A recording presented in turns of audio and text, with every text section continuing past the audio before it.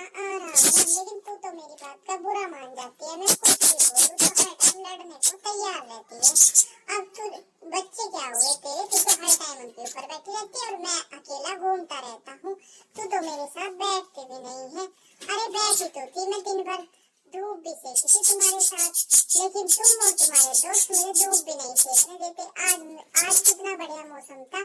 सुबह तो यहाँ पे कोहरा हो रहा था, लेकिन अब यहाँ पे धूप आ गई थी दोपहर में। उसके बावजूद भी तुम लोगों ने मुझे धूप भी नहीं सेकने दी। जब तुम मुझे धूप नहीं सेकने देते तो मुझे तो गुस्सा आएगा ही ना। अरे चल कोई बात नहीं, कल को सेक लेना धूप, मैं तुझको मना थोड़ा ही कर रहा हूँ। वो तो जब धूप निकलती है तो थोड़े पंख खुल जाते हैं, तो इसलिए मैं थोड़ी सी शैतानी करने में लग जाता हूँ।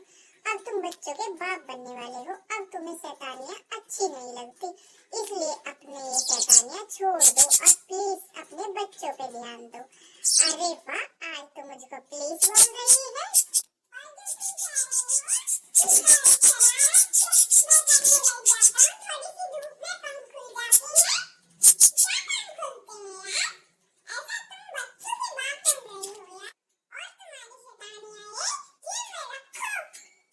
दिन पर दिन शैतानियाँ बढ़ती जा रही है, तुम्हारे भी और तुम्हारे पड़ोसियों के भी।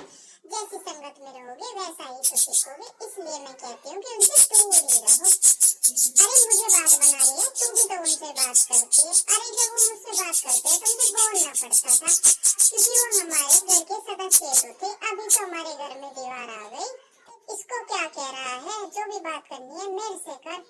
तूने हमें अलग कर दिया और अब तू इसको कहता है कि बात भी मत कर। इतने बड़े बन रहे हो क्या? हम दीवार तोड़ के किसी दिन उधर आ जाएंगे और तुम्हारे दोनों की हेकड़े निकाल के रख देंगे, इसलिए चुपचाप बात तो कर ही लिया करो। चलो तुमने हमें घर से अलग कर दिया, लेकिन बात तो तुम्हें हमारे से करनी ही नहीं पड़ेगी।